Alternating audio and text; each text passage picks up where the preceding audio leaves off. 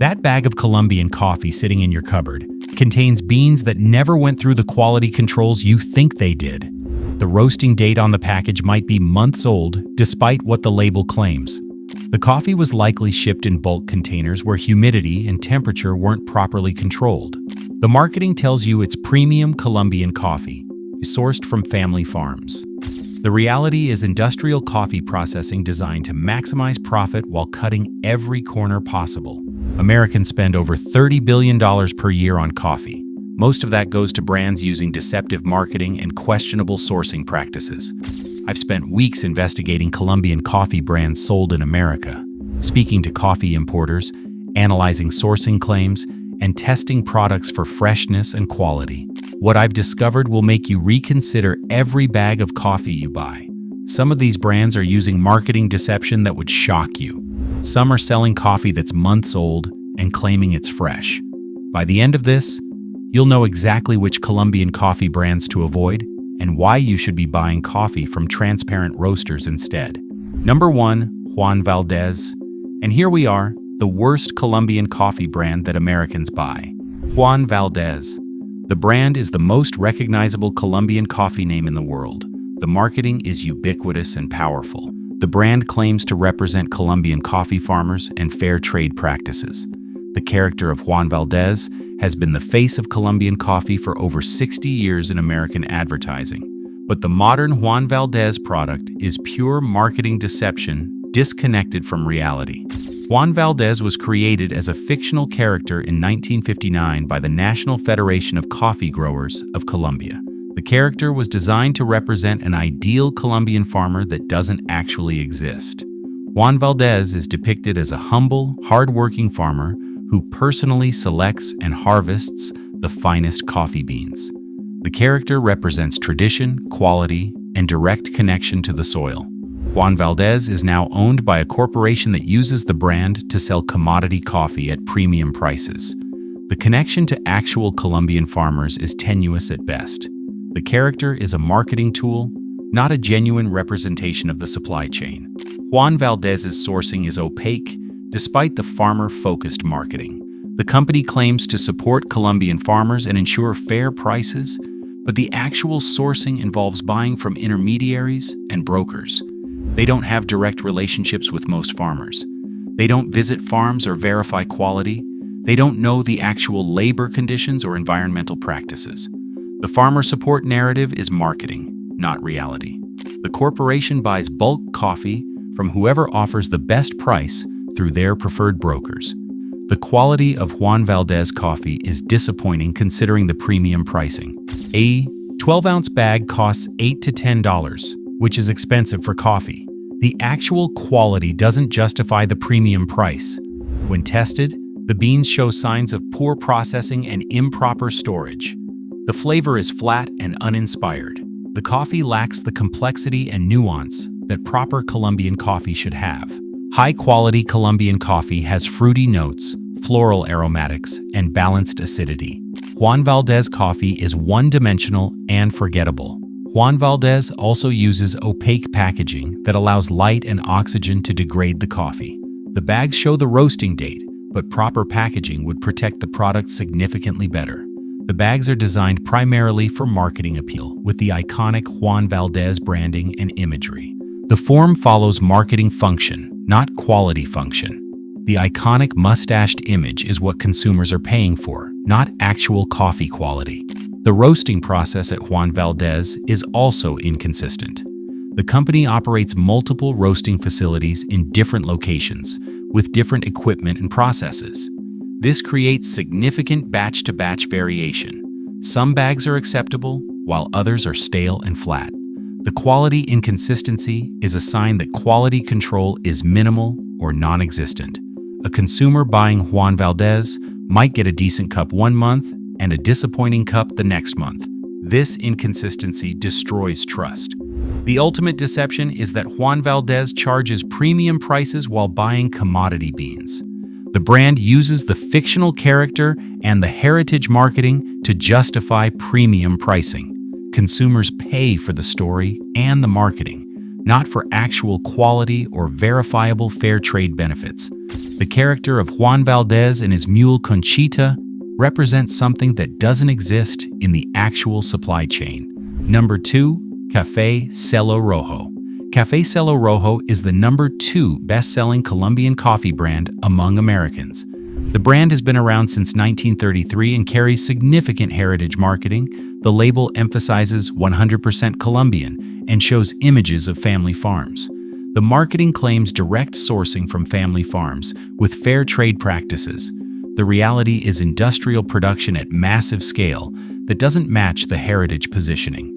Cielo Rojo is owned by a corporation that produces coffee at industrial volume. The company claims to source from family farms, but the scale of production means they're buying from thousands of suppliers with minimal verification. The supply chain is fragmented and unverifiable. Most of the coffee comes from middlemen and brokers who aggregate beans from multiple sources. The heritage story is also misleading. Cielo Rojo was founded in 1933, but it's been owned and operated by industrial coffee corporations for decades. The original family operation was replaced by corporate management. The current product has nothing to do with how the brand started. The heritage is used purely as marketing to overcome consumer skepticism about industrial coffee. Cielo Rojo's quality control is also questionable. The brand claims to maintain strict quality standards, but the actual product shows signs of inconsistency. Some bags are fresh and flavorful, while others are stale and flat. This indicates that quality control is minimal and inconsistent. The roasting also appears to vary from batch to batch. Some bags are over-roasted, while others are under-roasted. The sourcing claims about family farms and hand-picked beans are exaggerated. The scale of Cielo Rojo's production means most sourcing is mechanized and bulk processed. The hand-picked claim applies to a tiny fraction of their supply. The majority of their coffee is machine harvested and bulk processed. The marketing uses romantic imagery suggesting traditional methods, while the reality is industrial agriculture optimized for volume. The price point is also misleading. Cielo Rojo charges moderate prices, suggesting commodity coffee, but positions itself as premium Colombian coffee. The marketing creates confusion about what consumers are actually buying. They're buying industrial commodity coffee at prices that suggest higher quality and more care than actually goes into the product. The brand name and heritage create the impression of quality that the actual coffee doesn't deliver. The storage and shipping practices at Cielo Rojo are also questionable. The coffee is shipped in bulk containers where temperature and humidity aren't always properly controlled. The coffee can be exposed to temperature fluctuations that damage the beans. When it finally reaches stores, the coffee has already degraded from its optimal state. The roasting date on the package doesn't reflect how long the coffee has been sitting in less than ideal conditions before reaching retail. Number 3. Peet's Coffee Colombia Luminosa. Peet's Coffee is a well-known American roaster that buys Colombian coffee from multiple sources. Peet's Colombia Luminosa is their Colombian offering. The brand has a reputation for quality built on decades of premium coffee roasting. But the sourcing is problematic despite the reputation. Peet's sources from importers and brokers rather than directly from farms. They have no direct relationships with the actual coffee farmers producing their beans. They don't visit farms or verify growing conditions. They don't know how the workers are treated or what chemicals might be used. The sourcing opacity is significant. Peet's doesn't disclose where their Colombian coffee actually comes from. The Colombia designation could mean beans from anywhere in the country. There's no information about elevation, microclimate, processing methods, or farm practices. The sourcing is completely opaque despite Peet's premium market positioning and reputation. The company buys through intermediaries without knowing the full supply chain. Peet's roasting brings some consistency since they control their own facilities, but the sourcing uncertainty means quality varies. The beans arriving from brokers vary in quality and processing method. This creates challenges for achieving consistent roast profiles. Peet's has to adjust for these variations, which creates batch-to-batch inconsistency in the final product. The pricing is also premium without justification based on sourcing transparency. Peet's charges $14 to $17 per pound for their Colombian coffee. This is specialty coffee pricing. But the sourcing is opaque, which means consumers don't know what they're paying for beyond the Peet's brand reputation. If you're shocked by these brands, make sure to subscribe. The final 4 brands that Americans are actually buying are even worse, and what I'm about to reveal will change how you think about Colombian coffee forever. Number 4, Coffee Cult. Coffee Cult is an American roaster that sources Colombian coffee and emphasizes direct trade relationships. The brand claims to work directly with farmers and ensure fair prices, but the reality is much more complicated. Coffee Cult sources from a small number of suppliers, which means they're not actually verifying quality across multiple farms or origins. Their direct trade claims are based on relationships with a few suppliers who then source from multiple unknown origins themselves. The direct trade benefit is obscured by layers of middlemen. The sourcing transparency is also limited. Coffee Cult doesn't publicly disclose where exactly their Colombian coffee comes from. They don't name specific farms, regions, or cooperatives. They don't show production data or quality metrics. They don't publish certifications from independent verifiers. The vague sourcing claims are designed to create the impression of direct relationships without actual accountability or proof. Coffee Cult's roasting is also inconsistent. The company roasts in small batches, which creates the impression of quality in marketing, but the actual roasts are not consistent from batch to batch. The roast profiles aren't documented or published. The temperature control isn't precise or monitored carefully. The result is coffee that tastes different depending on when you buy it. Some purchases are good, others are stale or over-roasted. This indicates minimal quality control and batch-to-batch variation. The pricing from Coffee Cult is premium, around $15 to $18 per pound. But the coffee quality doesn't justify the premium price point. Coffee Cult charges specialty coffee prices while providing commodity quality sourcing and basic roasting. The direct trade marketing justifies the markup in consumers' minds, but direct trade with anonymous suppliers isn't actually different from regular wholesale sourcing. The packaging from Coffee Cult also uses opaque bags that allow light and oxygen to damage the coffee over time. Premium coffee packaging uses opaque, valve-sealed bags that protect the product by removing oxygen and preventing light exposure. Coffee Cult uses cheaper packaging that degrades the product faster than it should. The freshness claims are based on the roasting date, but the product degrades rapidly in inadequate packaging. By the time you brew it, much of the quality has already been lost. Number 5. Fresh Roasted Coffee Colombian Supremo. Fresh Roasted Coffee Colombian Supremo claims to roast their coffee fresh in small batches for maximum quality. The marketing emphasizes the word fresh extensively. The packaging shows images of freshly roasted beans and uses language suggesting artisanal production. But the sourcing is completely unvetted, and the fresh roasting claim is misleading. The company sources from multiple brokers and importers without direct farm relationships. They don't know the actual origin of their specific beans. They don't verify quality grades or farming practices. They're essentially buying commodity coffee and rebranding it as premium with minimal markup on marketing. The Supremo grade claim is also questionable. Supremo is supposed to indicate beans that are 16-18 millimeters in size and meet strict quality standards established by the Colombian Coffee Federation. But fresh roasted coffee doesn't have proper verification that their beans actually meet these standards. They're using the term as a marketing gimmick without backing it up with certifications or documentation. The roasting is also problematic. Fresh roasted coffee roasts in small batches, which sounds good in marketing, but small batches don't guarantee quality. What actually matters is roast profile consistency, precise temperature control, and proper documentation. The company doesn't have publicly documented roast profiles or published quality standards. Each batch could be roasted differently depending on who's operating the equipment.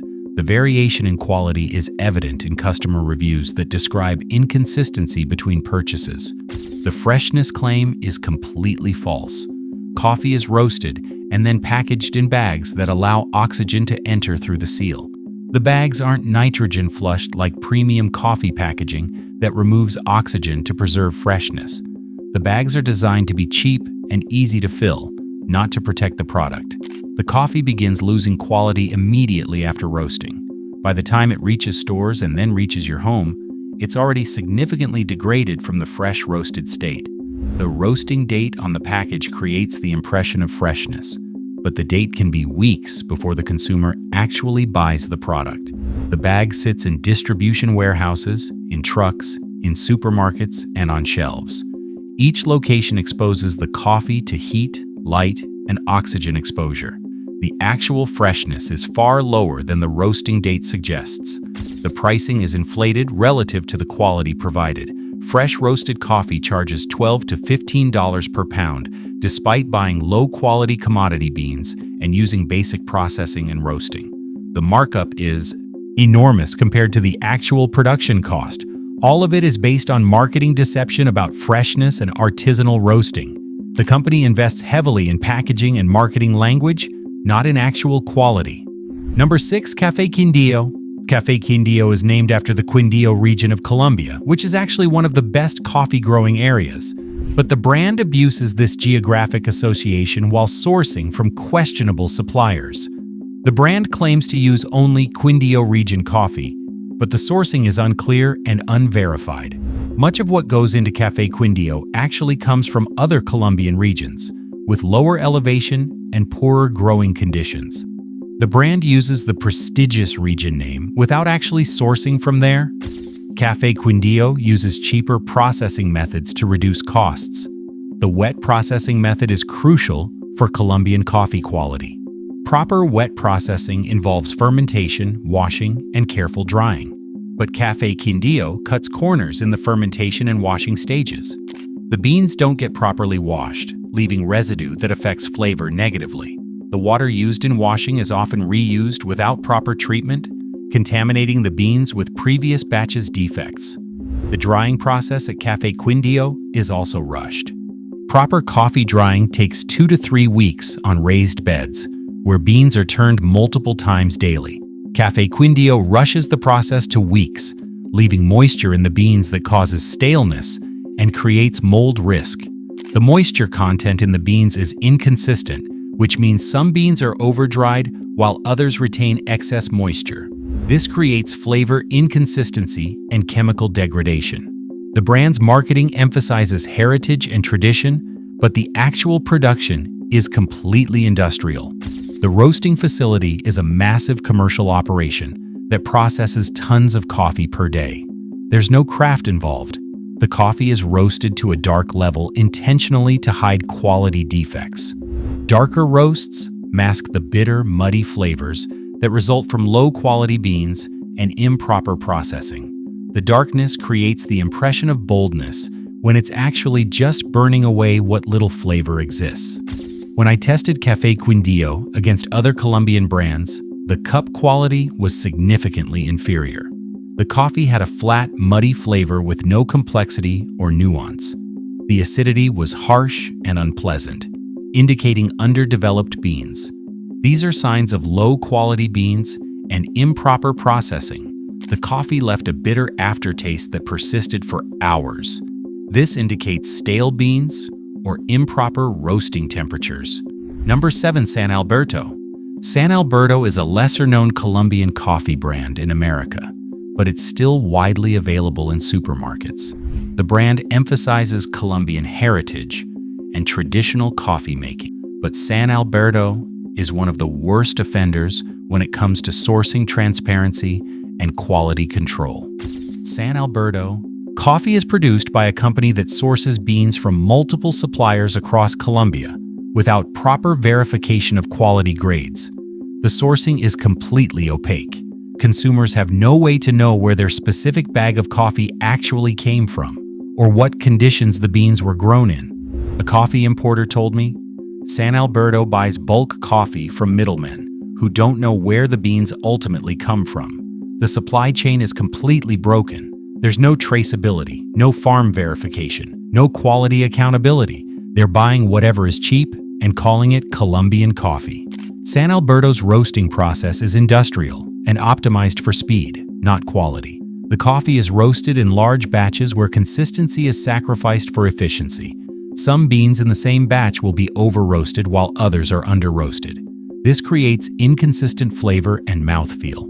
The roasting facility doesn't use modern temperature monitoring equipment. The result is coffee that tastes different from bag to bag.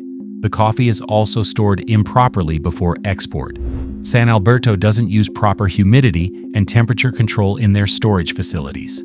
The beans absorb moisture from the air and lose volatile flavor compounds that define good coffee. By the time the coffee reaches America, it's been degraded by months of improper storage conditions. The roasting date on the package is often misleading because the beans have already lost quality before roasting.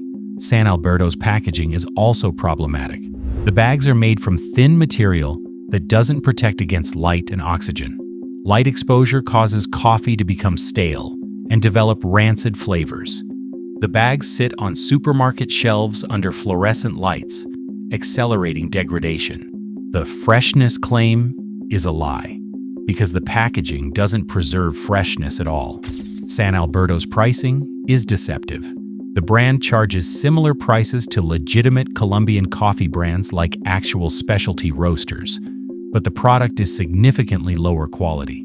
You're paying premium prices for industrial commodity coffee that came through a broken supply chain with improper storage and inadequate packaging. Stop buying these 7 brands immediately. Juan Valdez, Café Celo Rojo, Pete's Colombia Luminosa, Coffee Cult, Fresh Roasted Coffee Colombian Supremo, Café Quindío, and San Alberto are all marketing-driven brands that don't deliver on quality or sourcing transparency. So have you been buying any of these brands? If yes, share this with everyone who buys coffee. They need to know the truth about what they're actually drinking.